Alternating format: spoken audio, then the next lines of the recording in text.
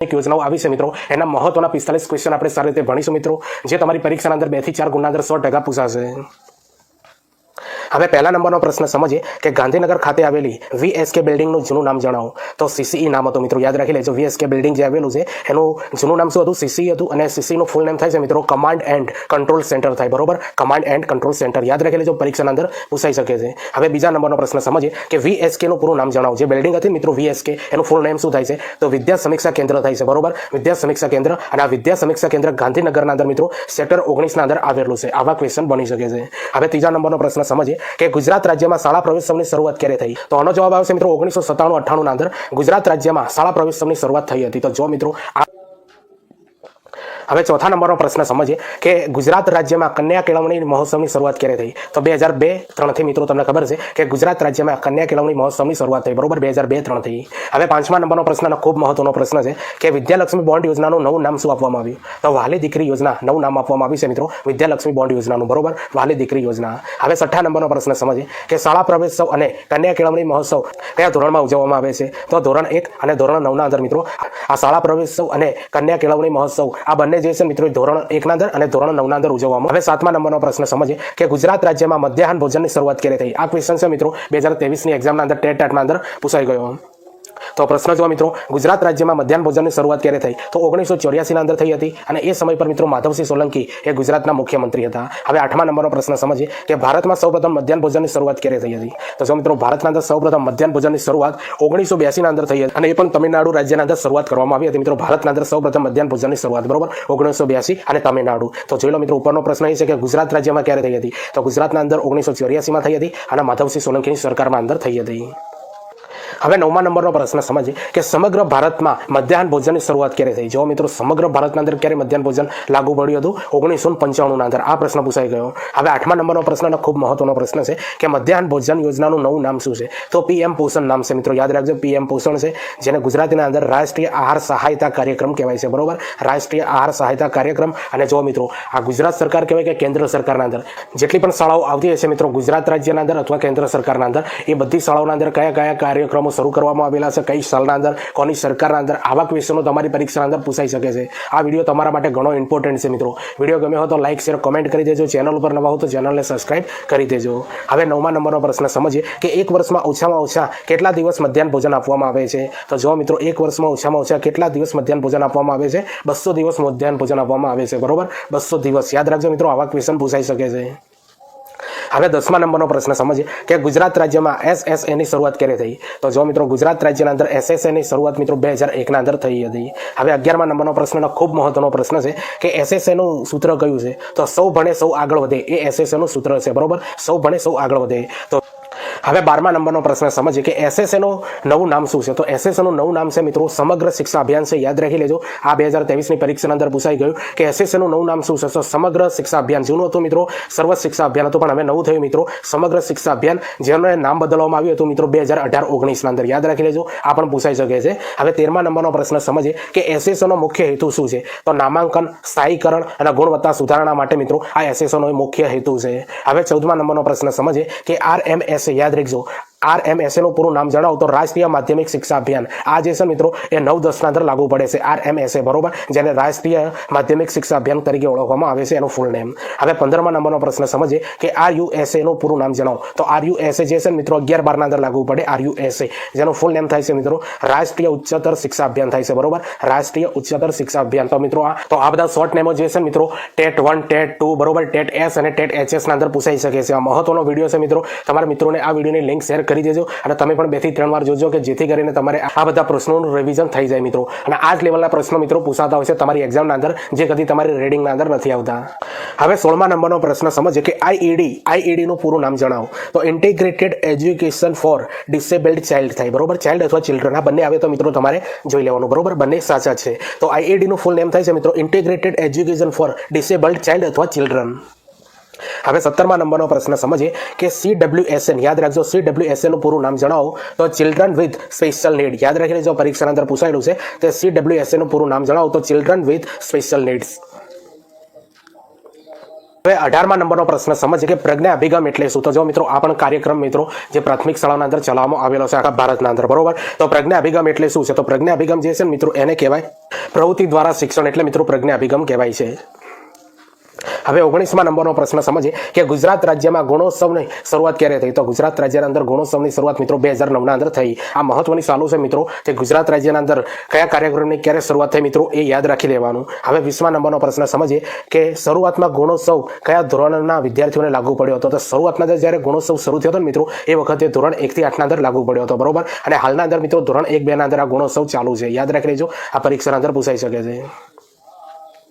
હવે 21મા નંબરનો પ્રશ્ન સમજીએ કે ગુણોત્સવ મૂલ્યાંકનના કેટલા પ્રકાર છે? તો ગુણોત્સવના અંદર જે મૂલ્યાંકન થતું હોય છે મિત્રો એ બે પ્રકારે થતું હોય છે. એક બાહ્ય મૂલ્યાંકન થાય છે અને બીજા નંબરનું મિત્રો આંતરિક મૂલ્યાંકન થતું હોય છે. તો ગુણોત્સવ મૂલ્યાંકન અંદર આ બે મૂલ્યાંકન થાય છે. હવે 22મા નંબરનો પ્રશ્ન સમજીએ કે છેલ્લો ગુણોત્સવ ક્યારે થયો? તો જે સૌથી છેલ્લો જે ગુણોત્સવ થયો મિત્રો એ 2018ના અંદર થયો અને 8મા નંબરનો જે ગુણોત્સવ હતો, બરોબર. ત્યારબાદ એનું નામ બદલાઈ ગયું હતું, બરોબર. જે આગળ પ્રશ્નના અંદર આવશે એ આપણે સમજીશું. તો જો મિત્રો હવે 23મા નંબરનો પ્રશ્ન સમજીએ કે ગુણોત્સવ 2.0 ક્યારે શરૂ થયો? તો 2019 થી મિત્રો તમને ખબર છે કે ગુણોત્સવ 2.0 શરૂ થયો, બરોબર. 2018 પહેલા જે હતો મિત્રો એ ઓનલી ફોર ખાલી ગુણોત્સવ હતો અને 8મો છેલ્લો ગુણોત્સવ હતો. હવે પછી 2019 થી જે શરૂઆત થાય છે ગુણોત્સવ 2.0 કહેવાય છે. આવો પણ ક્વેશ્ચન તમારી પરીક્ષાના અંદર જોવા મળી શકે છે.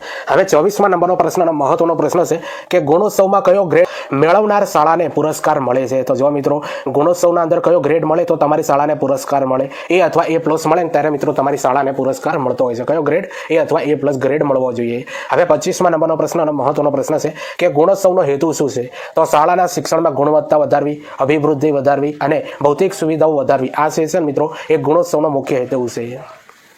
હવે 26મા નંબરનો પ્રશ્ન સમજીએ કે ગુણોત્સવ અને પ્રવેશોત્સવની પ્રાર્થના કઈ છે? તો જો મિત્રો મહત્વનો પ્રશ્ન છે, પૂછાઈ ગયેલો પ્રશ્ન કે ગુણોત્સવ અને પ્રવેશ ઉત્સવની પ્રાર્થના કઈ હતી? તો મનુષ્ય તું બડા મહાન છે, આ પ્રાર્થના હતી, બરોબર. મનુષ્ય તું બડા મહાન હે. હવે 27મા નંબરનો પ્રશ્ન સમજીએ કે ગુણોત્સવ 2.0 નું બીજું નામ જણાવો. તો જો મિત્રો મહત્વનો પ્રશ્ન છે કે ગુણોત્સવ 2.0 નું બીજું નામ જણાવો. તો આનો જવાબ આવશે મિત્રો સ્કૂલ એક્રેડિટેશન. યાદ રાખજો, સ્કૂલ એક્રેડિટેશન કાર્યક્રમ એ ગુણોત્સવ 2.0 નું બીજું નામ છે, બરોબર. સ્કૂલ એક્રેડિટેશન કાર્યક્રમ. તો હવે 28મા નંબરનો પ્રશ્ન સમજીએ કે ગુણોત્સવ 2.0 માટે કઈ સંસ્થા કાર્યરત છે? તો GSQAC. યાદ રાખજો મિત્રો, GSQAC અને એની સ્થાપના મિત્રો 2010ના અંદર થઈ હતી. જે મિત્રો ગુણોત્સવ 2.0 માટે કાર્યરત સંસ્થા છે, બરોબર. GSQAC. તો જો આવા ક્વેશ્ચન મિત્રો નીકળી શકે છે કોર્નર. હવે 29મા નંબરનો પ્રશ્ન ખૂબ મહત્વનો પ્રશ્ન છે કે GSQAC નો ફૂલ નેમ જણાવો. તો GSQAC નું ફૂલ નેમ થાય છે મિત્રો Gujarat school quality accreditation council થાય છે, બરોબર. યાદ રાખી લેજો, પરીક્ષાના અંદર પૂછાશે GSQAC નું ફૂલ નેમ જણાવો. તો Gujarat school quality accreditation council થાય છે. હવે 30મા નંબરનો પ્રશ્ન સમજીએ કે GSQAC નો કોનો માર્ગદર્શન હેઠળ કાર્ય કરે છે? તો GSQAC જે છે મિત્રો એ કોના માર્ગદર્શન હેઠળ કાર્ય કરે છે? તો GCERT. યાદ રાખજો, GCERT માર્ગદર્શન હેઠળ કાર્ય કરે છે આ GSQAC, બરોબર. યાદ રાખી લેજો, GCERT ના માર્ગદર્શન હેઠળ કાર્ય કરે છે.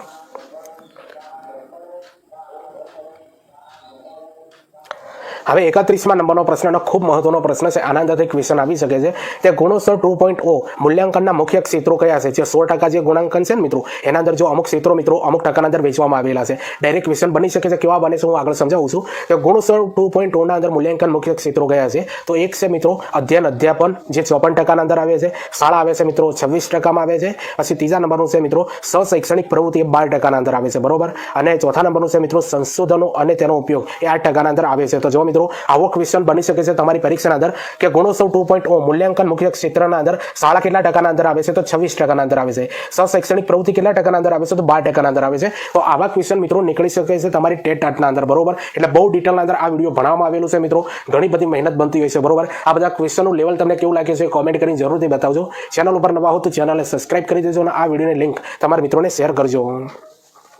હવે 32મા નંબરનો પ્રશ્ન સમજીએ કે ગુણોત્સવ 2.0 માં કેટલા માપદંડોનો સમાવેશ છે? તો 61 માપદંડોનો સમાવેશ છે મિત્રો ગુણોત્સવ 2.0 ના અંદર, બરોબર. 61 માપદંડો છે. તો જો આવા ક્વેશ્ચન ખૂબ મહત્વના હોય છે મિત્રો, જે તમારી પરીક્ષાના અંદર ડાયરેક્ટ પૂછાઈ શકે. હવે 33મા નંબરનો પ્રશ્ન સમજીએ કે ગુણોત્સવ 5 બાદ તેને વધુ સઘન બનાવવા કોના અધ્યક્ષતામાં સમિતિની રચના કરવામાં આવી? તો નિવૃત્ત મુખ્ય સચિવ શ્રી સુધીર માંકડની અધ્યક્ષતાના અંદર મિત્રો આ સમિતિની રચના કરવામાં આવી હતી.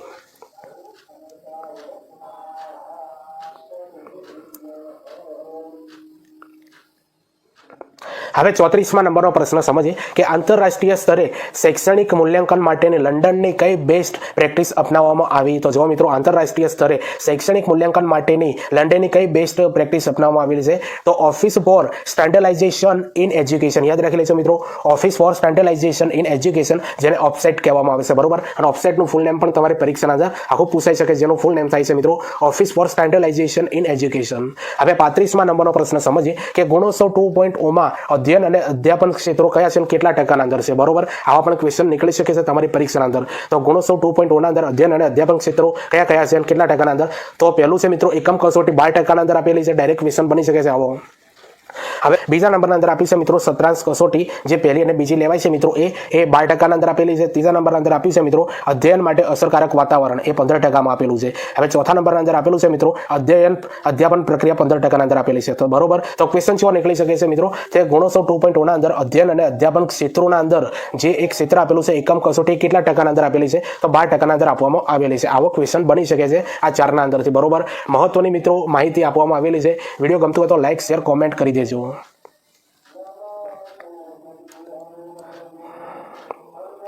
હવે 36મા નંબરનો પ્રશ્ન સમજીએ કે ગુણોત્સવ 2.0ના અંદર શાળાના કેટલાક ક્ષેત્રો આપેલા છે અને કયા કયા ટકાના અંદર વેચાયેલા છે? તો પહેલું આપેલું છે મિત્રો હાજરી 10%ના અંદર આપેલી છે. પછી બીજું આપ્યું છે શાળા સંચાલન, એ પણ 10%માં આપેલું છે.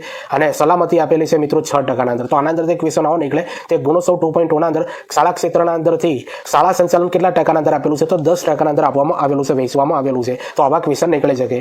હવે 37મા નંબરનો પ્રશ્ન સમજીએ કે ગુણોત્સવ 2.0માં શૈક્ષણિક પ્રવૃત્તિના ક્ષેત્રો જે છે એ કેટલા ટકાના અંદર વેચાયેલા છે? તો એક વેચેલું છે મિત્રો પ્રાર્થના સભા, પ્રાર્થના સભા મિત્રો 2%ના અંદર આપેલું છે. બીજા નંબરમાં આપ્યું છે યોગ અને વ્યાયામ, એ પણ 2%માં આપેલું છે.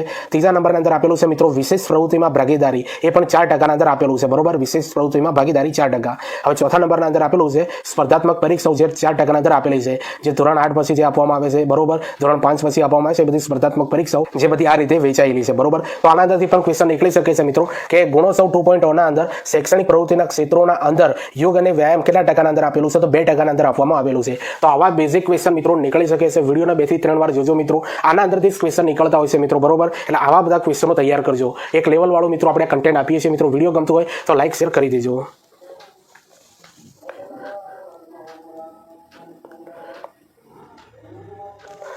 હવે 38મા નંબરનો પ્રશ્ન સમજીએ કે ગુણોત્સવ 2.0માં સંસાધનોનો